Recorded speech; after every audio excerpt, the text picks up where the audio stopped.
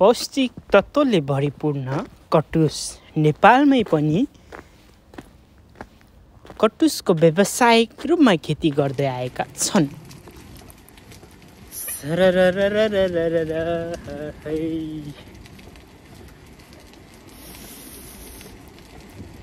चिसो मौसम छ है, पानी पर्न लाग्छ है। टक्क लगाएर हामी चाहिँ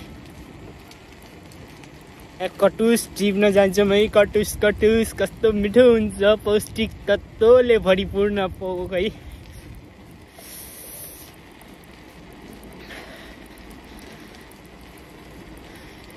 कोरियामा कटुस टिप्न गयो है अब साइकल चढेर।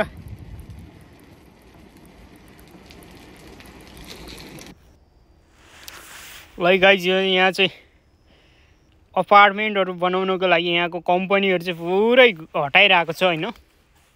यही नजिकै हाम्रो कम्पनी थियो पहिला, त्यही भएर यहाँ कटुसको बोर्ड चिनेको हो मैले। यहाँ पनि कटुस पाउँछ भनेर चाहिँ म चाहिँ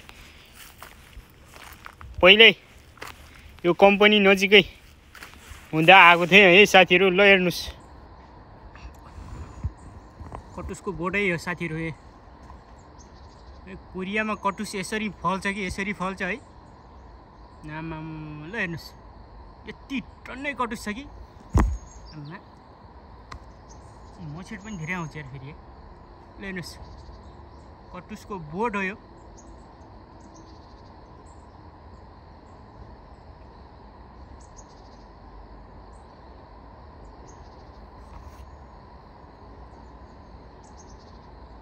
ल हेर्नुहोस् गाइजहरू, कटुसको बोर्ड हेर्नु हेर्नु, यहाँ पनि छ। ल हेर्नुहोस् गाइजहरू, कटुसको बोर्ड र तल पुरै कटुस झरिया हुन्छ। गाइजहरू, अर्को वर्ष चाहिँ यहाँ हुन्छ हुँदैन, कटुस हुन्छ हुँदैन थाहा छैन, किनभने यहाँ महानगरपालिकाले चाहिँ यो वरिपरि सबै हटाइसकेको छ। बोट बिरुवाहरू कटानी गरेर यहाँ अपार्टमेन्ट बनाउन सुरु गर्नेछ है।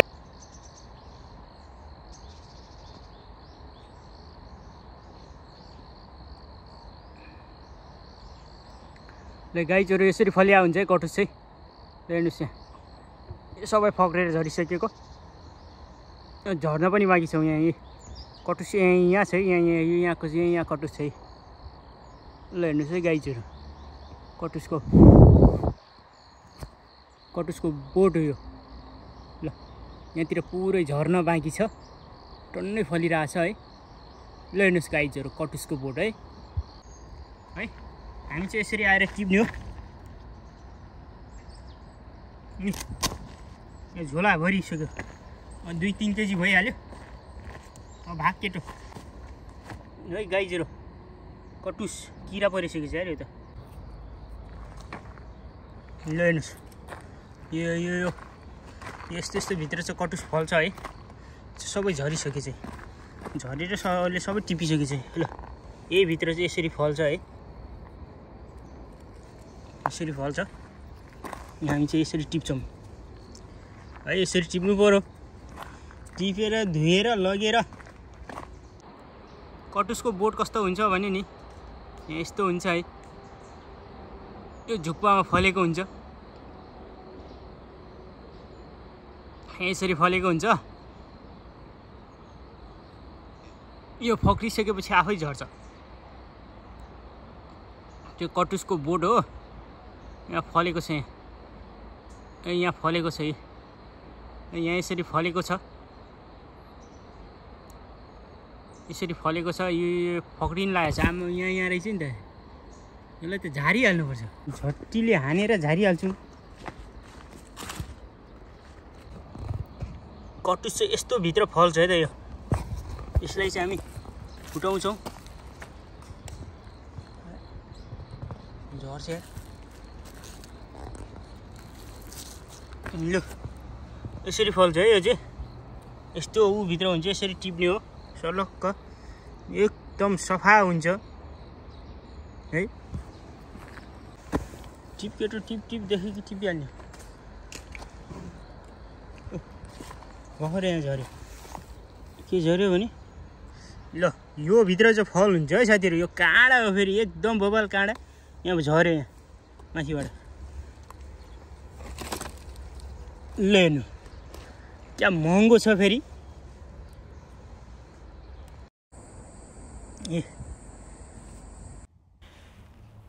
ल गाइजहरु यसमा चाहिँ अत्यन्तै राम्रो पौष्टिक तत्त्वहरु पाइन्छ भनेर चाहिँ म चाहिँ यो खोजी खान्छु प्राय मलाई चाहिँ यस्तै अर्गानिक कुराहरु मन पर्छ है साथीहरु है किनभने म आफै एउटा नेपालमा एउटा शेफ लाइनमा काम गरिसकेको मान्छे मलाई चाहिँ अलिकति अर्गानिक खानाहरु चाहिँ धेरै मन पर्छ है अब यसलाई चाहिँ हामी पकाउँछौं है अब पकाउने प्रोसेस भनेको म भने सिधै बोइल गर्छु बोइल गर्नु भन्दा अगाडि चाहिँ भाँडामा लिएर म राम्रोसँग धुन्छु है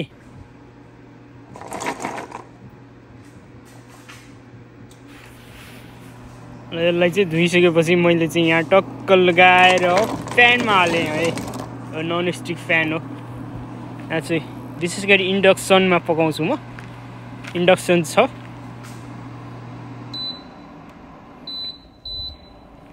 स्टार्ट गर्नु पर्यो नि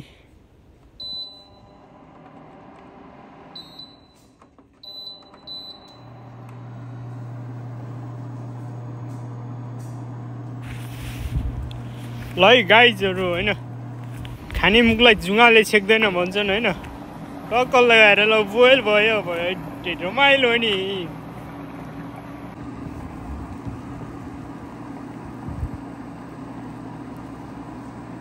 रमाइलो त गर्नु पर्यो नि हैन पकाएर टक्क लगाएर हैन ल्याएर मात्रै हुँदैन खानु पनि पर्यो लु रमाइलो त यही हो हैन पकाउने हो खाने हो जम्मो यसरी म बोइल गर्नुपर्छ गाइजहरु है गाल त गाइज है बोइल गर्नुपर्छ है मजाको मिठो हुन्छ यसलाई चाहिँ ल है यसलाई चाहिँ विशेष गरेर कुल्फीहरुमा प्रयोग गर्ने गर्दै रहेछ कोरियातिर चाहिँ नेपालमा पनि एकदमै मजा आउँछ ल हेर्नुस् त कस्तो मजाको पिठो ल अन्डाको भित्रको त्यो पहेँलो भाग जस्तै सेम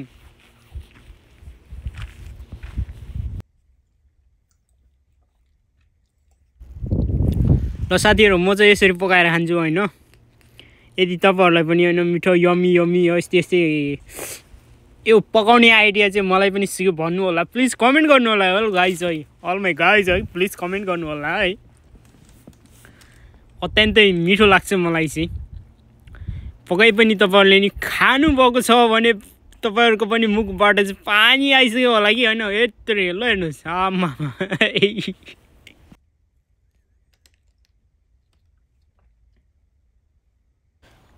यो बजारमा चाहिँ धेरै महँगो छ साथीहरु तपाईहरुलाई एकछिनमा बजारको रेट पनि देखाउँछु यस्तो मिठो छ यस्तो यमी टाइपको अत्यन्तै मन पर्छ मलाई म चाहिँ विशेष गरी अर्गानिक खानाहरु अत्यन्तै मन पर्छ है बजारको रेडी टु इट फुड भन्दा पनि मलाई यस्तै खानाहरु प्राय मन पर्छ अर्गानिक खाऊ स्वस्थ बनौं स्वस्थ रहौं यसलाई बोक्रा केलाउनु चाहिँ अलिकति झ्याउ हुन्छ गाइजहरु है के गर्नु जहाँ अप्ठ्यारोमा फलेको फल अत्यन्तै मिठो हुन्छ भन्छन् हैन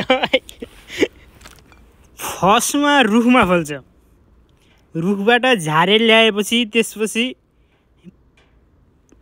बोक्रा हुन्छ बोक्रा केलाइसकेपछि पनि फेरि पनि भित्र पनि हेर्नुस् बोक्रै हुन्छ त के गर्ने हेर्नुस् त बल्ल त्यसपछि पो खान सुरु हुन्छ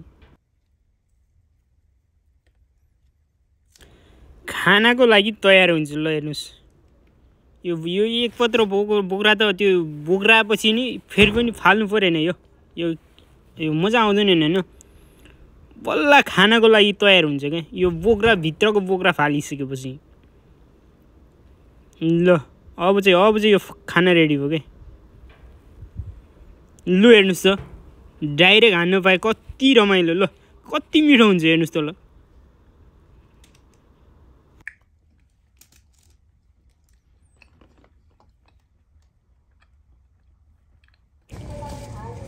ल अब यसलाई चाहिँ तपाईँलाई बजारको रेट देखाउँछु है।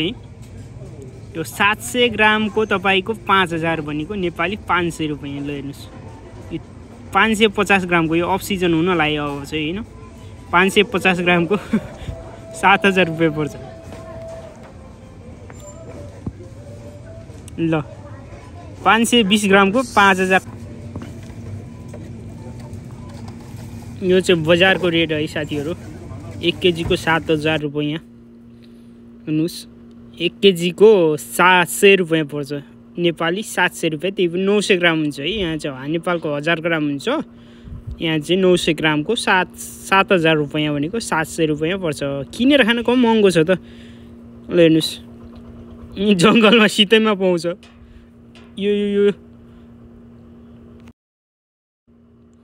यो थेचु, यो चाहिँ के भन्छ बयर जङ्गलमा त्यतिकै पाइन्छ रुखमा, बाटोमा।